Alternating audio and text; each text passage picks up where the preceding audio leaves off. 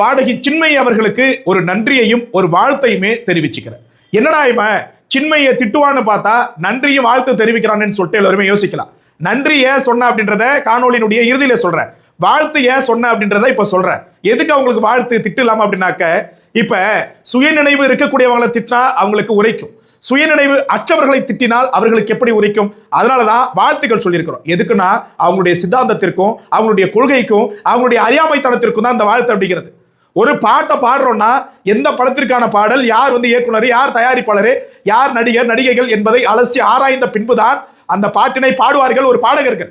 இதுதான் இயல்பு. அப்படியாக தான் சின்மயி அவர்களும் இந்த படத்துல பாடியிருக்கிறார்.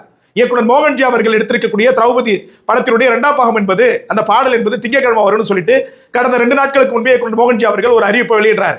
நேற்று காலையில் என்ன பண்றானுங்க, இந்த தீக்காக்கார திருட்டு கும்பல் அவன் என்ன பண்றான்னா, சாதி ஆணவ கொடைகள் குறித்து அந்த படத்துல இடம்பெறுது, அது இப்படி சாதியை வச்சு படம் எடுக்கிறாங்க, அவங்க படத்துல நீங்க பாடலாமா அப்படின்னு சொல்லிட்டு ஒரு 4-5 பேர் இந்த ட்விட்டர்ல என்ன பண்றானுங்க, பதிவு போடுறானுங்க. இதை பார்த்ததுமே நம்ம ஆத்தா சின்மயி என்ன பண்றாங்க, ஐயோ எனக்கு தெரியாது, நான் என்னை கூப்பிட்டு போனாங்க, என்னை கண்ணை கட்டிட்டாங்க, என்னை அதை பொத்திட்டாங்க, என்னை பாட சொன்னாங்க, நான் பாடிட்டேன், தெரியாம பாடிட்டேன், மன்னிப்பு கோருகிறேன்னு சொல்லிட்டு சின்மயி அவர்கள் எத்தனை மன்னிப்பு கோருகிறார். என்னுடைய கொள்கைக்கு முரண்பாடானதுன்னா என்ன முரண்பாடு, என்ன முரண்பாடு?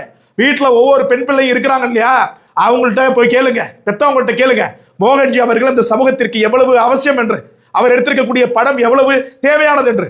திரௌபதி படம் வந்தது, மகாசூரம் வந்தது, ருத்ரதாண்டம் வந்தது. பெண் பிள்ளைகளை பெற்ற பெற்றோர்கள் அந்த பெண் பிள்ளைகளை பள்ளிக்கூடத்துக்கு லீவ் போட்டு வாமா போய் படத்தை பார்த்துட்டு வந்து கூட்டு போனாங்க. அப்படியான சமூக படம் எடுக்கக்கூடிய அவரை பார்த்து இப்படி சொன்னீங்க. உடனே நம்ம என்ன பண்றாங்க, இவங்களுக்கு கான்ட்ரோவர்சி ஆயிடும் அப்படின்றதுனால இவங்க மன்னிப்பு கோர்றாங்க. அதுக்கப்புறம் மோகன்ஜி அவர்கள் சொல்றாரு, தாக்குறதா என்ன நேரடியா தாக்குங்க, என் படத்துல வேலை செஞ்சவங்களாம் தாக்காதீங்கன்னு சொல்லிட்டு. இப்ப நான் ஒரு கேள்வி கேட்கிறேன், உதயநிதி அவர்கள் மகாசூரன் படத்தை அவர் தான் விலை கொடுத்து வாங்கியிருக்கிறார், அவருடைய நெட்வொர்க்ல வெளியிடணும்னு சொல்லிட்டு. இப்ப உதயநிதி அவர்களை போய் சொல்லுவானுங்களா இவனுங்க, உதயநிதி அவர்களே நீங்க அவர் படத்தை ஏன் வாங்கினீங்க அப்படின்னு உதயநிதி அவர்களை மன்னிப்பு கோர வைக்க முடியுமா? முடியாது. இவனுங்களுக்குலாம் என்ன வேலை அப்படின்னா, ஏதாவது ஒன்று சொரிஞ்சுக்கிட்டே உட்காந்துருக்கணும்ன்றதுதான். அதை தாண்டி இந்த அம்மா பேசுறது அதுக்கு மேல இருக்குது. நன்றாக ஒன்றை புரிந்து கொள்ள வேண்டும், இந்த சமூகம் இந்த துறையில் அடி எடுத்து வைக்குதுன்னா அது அடியோட வெட்டி வீசணுன்றதுல குறியா இருக்கிறானுங்க சில திராவிட தற்கூரி பயலுங்க.